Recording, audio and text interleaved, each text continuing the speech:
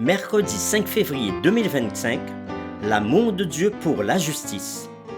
C'est toujours un plaisir de se retrouver autour de ceux qui nous font du bien et qui nous apportent paix et confiance pour notre vie. Et quoi de mieux que la parole de Dieu dans laquelle nous pouvons puiser réconfort et joie pour passer une bonne journée. L'équipe de l'aventure dans la parole souhaite que cette séquence vous apporte la sérénité nécessaire pour aujourd'hui. Notre communauté s'agrandit et c'est grâce à vous. Soyez vous aussi actifs avec nous pour répandre le message. Et vous pouvez le faire en likant. Vous pouvez partager le lien avec vos contacts. Nous vous invitons à vous abonner si c'est la première fois que vous venez sur notre site afin de recevoir les notifications chaque jour. Et pour un confort d'écoute en continu, nous vous proposons la playlist de chaque semaine. Le texte à mémoriser de cette semaine que nous vous invitons à dire avec nous se trouve dans Jérémie chapitre 9, le verset 24. Mais que celui qui veut se glorifie d'avoir de l'intelligence de me connaître, de savoir que je suis l'Éternel qui exerce la bonté, le droit et la justice sur la terre. Car c'est à cela que je prends plaisir, dit l'Éternel. Nous vous invitons à le redire avec nous. Jérémie chapitre 9, le verset 24.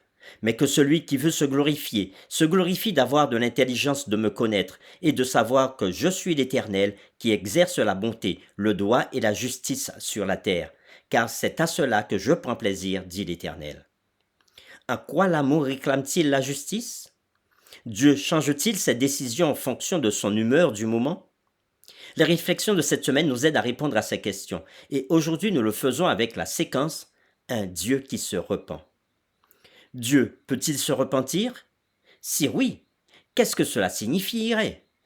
Nous avons vu que le caractère de Dieu ne change jamais. Cependant, certains textes bibliques parlent d'un Dieu qui se repent ou qui se radoucit. Au moins, pour les humains, le repentir implique la reconnaissance que l'on a fait quelque chose de mal. Comment alors certains passages bibliques peuvent-ils dépeindre Dieu comme un Dieu qui se repent? Nous vous invitons à lire Exode chapitre 32 verset 14, que nous comparerons à Jérémie chapitre 18, les versets 4 à 10, et nous répondrons à la question suivante. Que pensez-vous de cette description de Dieu qui se repent? Exode 32 verset 14. Et l'Éternel se repentit du mal qu'il avait déclaré vouloir faire à son peuple. Nous lisons maintenant Jérémie chapitre 18, les versets 4 à 10. Le vase qu'il faisait ne réussit pas, comme il arrive à l'argile dans la main du potier. Il en refit un autre vase, tel qu'il trouva bon de le faire. Et la parole de l'Éternel me fut adressée en ces mots. Ne puis-je pas agir envers vous comme ce potier, maison d'Israël? Dit l'Éternel. Voici, comme l'argile est dans la main du potier, ainsi vous êtes dans ma main, maison d'Israël. Soudain, je parle sur une nation, sur un royaume, d'arracher, d'abattre et de détruire.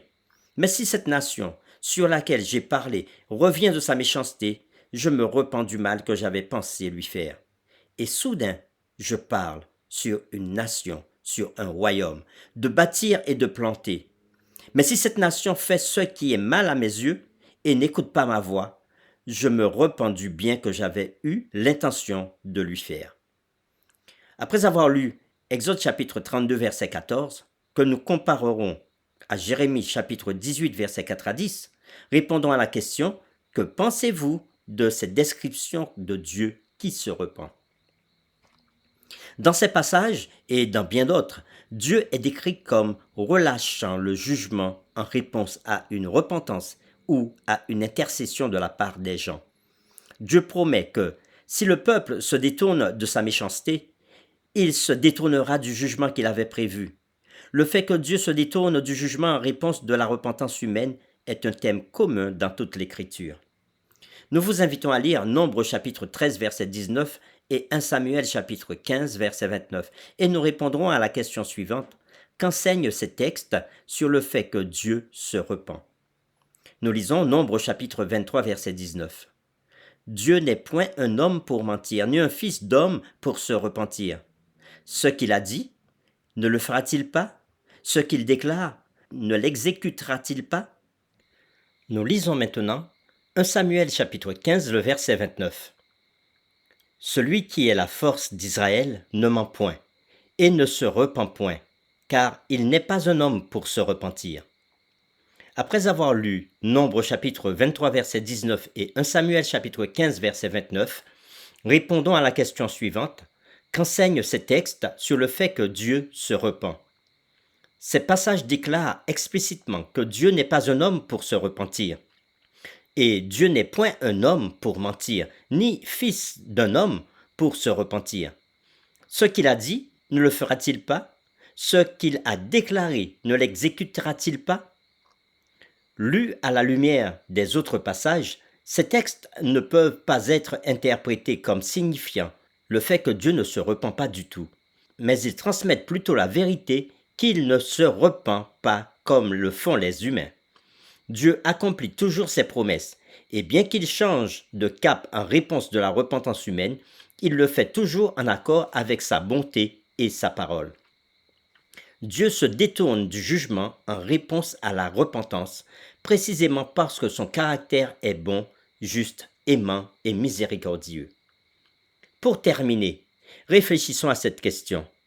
Quelle est la signification des représentations bibliques d'un Dieu qui se repent? Que dit cela sur la repentance du caractère de Dieu et sur le fait que Dieu s'intéresse aux véritables relations personnelles? Nous vous invitons à prier avec nous. Seigneur notre Père, encore aujourd'hui, nous avons pu considérer comment à travers ta parole, l'expression repentir te concernant est véritable et est citée à plusieurs reprises. Mais lorsque tu parles de ta repentance, elle ne ressemble pas du tout à la repentance de l'homme parce que nous sommes des pécheurs et nous avons besoin de nous repentir du mal que nous faisons. Mais toi, tu es saint, juste et bon. C'est dans ta relation avec nous que, lorsque nous revenons à toi, tu décides de nous faire grâce et de ne pas exécuter tes jugements envers nous humains. Aide-nous à le comprendre et à le considérer chaque jour, afin que nous soyons, nous, dans un esprit de repentance, afin que ta bonté et ton amour s'exercent envers nous en permanence. Nous t'avons prié au nom de Jésus. Amen.